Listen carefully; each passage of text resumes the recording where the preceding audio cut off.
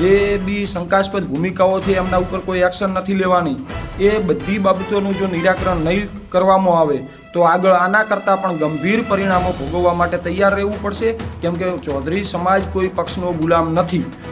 કિંજલ રબારીના આંતરજ્ઞાતીય લગ્નથી શરૂ થયેલો મામલો ઉણ ગામમાં લાઠીચાર્જ અને ટીયર ગેસ સાથે પૂરો થયો હતો, પરંતુ કદાચ એ હજુ પૂરો નથી થયો, કારણ કે તેની અસર બનાસકાંઠામાં વડાપ્રધાન નરેન્દ્ર મોદીની સભામાં જોવા મળી છે. શું છે સમગ્ર ઘટના? આખો કિંજલ રબારીનો આંતરજ્ઞાતીય લગ્નનો મુદ્દો વડાપ્રધાનની સભા સુધી કેવી રીતે પહોંચ્યો, તમામ વિશે વિગતવાર ચર્ચા કરીશું. નમસ્કાર, તમે જોઈ રહ્યા છો ચક્રવાત ન્યૂઝ. હું આપની સાથે હેમંત.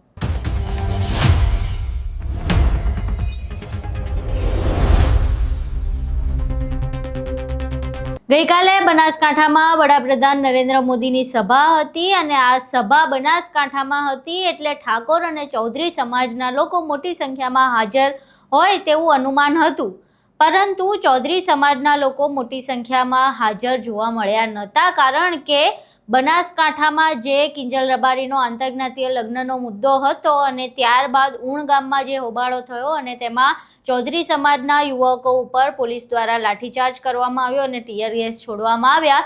આ મામલે ચૌધરી સમાજ નારાજ છે અને એમનું કહેવું એવું છે કે પોલીસ દ્વારા એકતરફી વલણ અપનાવવામાં આવ્યું હતું અને વડાપ્રધાન નરેન્દ્ર મોદીની સભા પહેલાં આ વિશે ચીમકી પણ ઉચ્ચારવામાં આવી હતી કે સભામાં આ વિરોધના દ્રશ્ય જોવા મળશે, અને જે પ્રમાણે ચીમકી ઉચ્ચારી હતી તે પ્રમાણે દ્રશ્યો જોવા પણ મળ્યા, કારણ કે જે બનાસકાંઠાથી એસટીની બસ લોકોને લઈને વડાપ્રધાનની સભામાં આવવાની હતી એ બસમાં ગણ્યા ગાંઠ્યા 2-4 લોકો સિવાય આખી બસ ખાલી જોવા મળી, અને 2-4 લોકો જે બસમાં બેઠા હતા તેમણે પણ વિડીયો ઉતારીને દર્શાવ્યું કે આખી બસ ખાલી છે ને ચૌધરી સમાજના જે યુવકોનો ગુસ્સો છે એ જોવા મળી રહ્યો છે. પહેલાં એ દ્રશ્યો જોઈએ જેમાં ખાલી બસો વડાપ્રધાન નરેન્દ્ર મોદીની સભાએ પહોંચી રહી છે.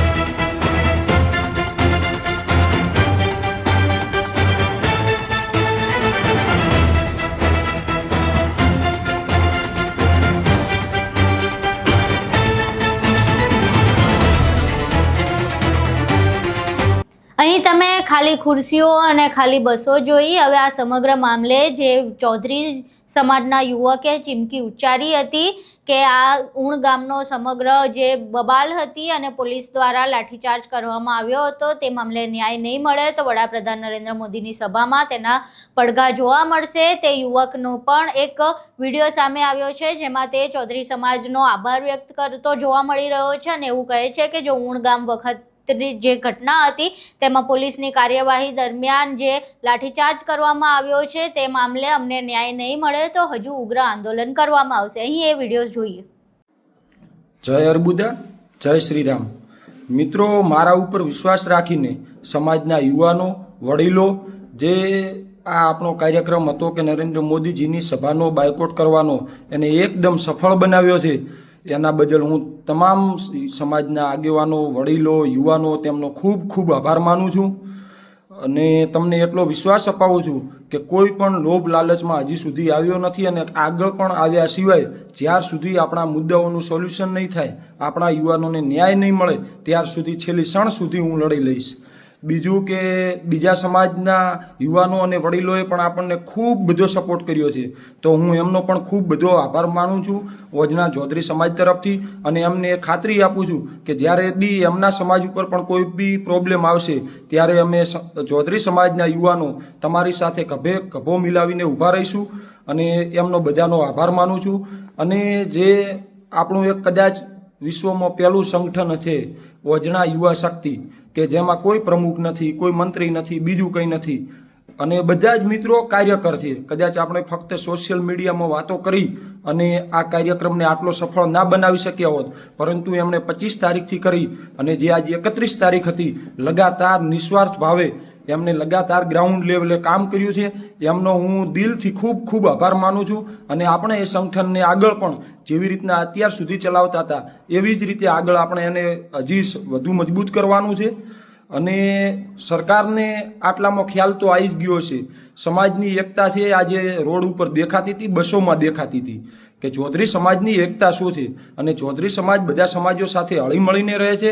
જરૂર પડશે ત્યારે બધા સમાજોને સાથે રાખી અને સરકાર વિરુદ્ધમાં એકદમ ઉગ્ર આંદોલન અને ગાંધી ચિંધ્યા માર્ગે આંદોલન પણ કરી શકે છે. અને સરકારને ખ્યાલ તો ઘણો બધો હવે આવી ગયો છે. આપણે વધારે કહેવાનું રહેતું નથી, પણ હજી પણ ચેતવણી આપું છું સરકારને કે જો અમારા યુવાનો ઉપર જે ખોટા કેસો કર્યા છે, જે બી શંકાસ્પદ ભૂમિકાઓ છે, એમના ઉપર કોઈ એક્શન નથી લેવાની. એ બધી બાબતોનું જો નિરાકરણ નહીં કરવામાં આવે તો આગળ આના કરતાં પણ ગંભીર પરિણામો ભોગવવા માટે તૈયાર રહેવું પડશે. કેમ કે ચૌધરી સમાજ કોઈ પક્ષનો ગુલામ નથી. જય અર્બુદા, જય શ્રીરામ.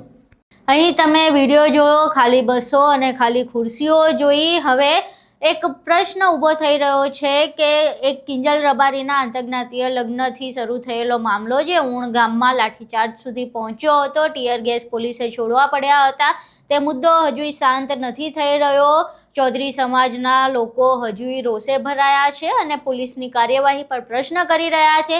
જોકે આ તમામ વચ્ચે ગઈકાલે જાહેર મંચથી શંકર ચૌધરીએ એવું નિવેદન આપ્યું હતું, કદાચ એ વડાપ્રધાન નરેન્દ્ર મોદીને રીઝવવા માટેનું હતું કે બનાસકાંઠામાં દિવાળી જેવો માહોલ હતો, પરંતુ અમે પહેલાં પણ કહ્યું કે બનાસકાંઠામાં દિવાળી જેવો તો માહોલ નહોતો, કારણ કે બે સમાજ આમને સામને આવી ગયા હતા. એકબીજા પર હિંસાત્મક ટિપ્પણીઓ થઈ રહી હતી, મારી નાખવા, કાપી નાખવાની, જમીનમાં ગાળી દેવાની વાતો થઈ રહી હતી. બાદમાં ઉણ ગામમાં જે દ્રશ્યો હિંસાત્મક સર્જાયા તે પણ બધાએ જોયા. આ દિવાળી જેવો માહોલ તો નહોતો જ, પરંતુ શંકર ચૌધરીને કદાચ એવું લાગતું હોય કે આવો માહોલ દિવાળી જેવો હોઈ શકે તો કદાચ તેમના ત્યાં આવી દિવાળી ઉજવાતી હશે. ગુજરાતમાં કે દેશભરમાં આવી દિવાળી નથી ઉજવાતી. એટલે જે ચૌધરી સમાજના દિગ્ગજ નેતા છે એ હજુ ક્યાંક એવું જોવા મળી રહ્યું છે કે ચૌધરી સમાજને મનાવી શક્યા નથી, કારણ કે વડાપ્રધાન નરેન્દ્ર મોદીની સભા પહેલાં પણ તેમનું એક નિવેદન સામે આવ્યું હતું, જેમાં તેમણે એવું કહ્યું હતું કે જે સમગ્ર ઉણ ગામમાં હોબાળો થયો તે અમુક રાજકીય રોટલા શેકવા માટેના જે લોકો હતા તેમના દ્વારા ઉશ્કેરણીજનક ટિપ્પણીના કારણે આ થયું હતું અને ટોળાશાહીમાં કોઈ શૂરવીરતા નથી. શંકર ચૌધરીએ ખૂબ જ સારી વાત કરી હતી અને સમાજને એક યોગ્ય સંદેશો આપ્યો હતો, પરંતુ ખૂબ મોડા એ સંદેશો પહોંચ્યો, એના કારણે એની કોઈ અસર જોવા નથી મળી. અને શંકર ચૌધરીએ જે પ્રમાણે લોકોને મેસેજ આપ્યો હતો કે ટોળાશાહીમાં કોઈ શૂરવીરતા નથી, એટલે આ મુદ્દાને આગળ ન વધારવો જોઈએ, પરંતુ કદાચ ચૌધરી સમાજને પોતાની સાથે અન્યાય થતો જોવા મળી રહ્યો છે અને વડાપ્રધાન નરેન્દ્ર મોદીની સભામાં પણ તેના પડઘા જોવા મળ્યા છે.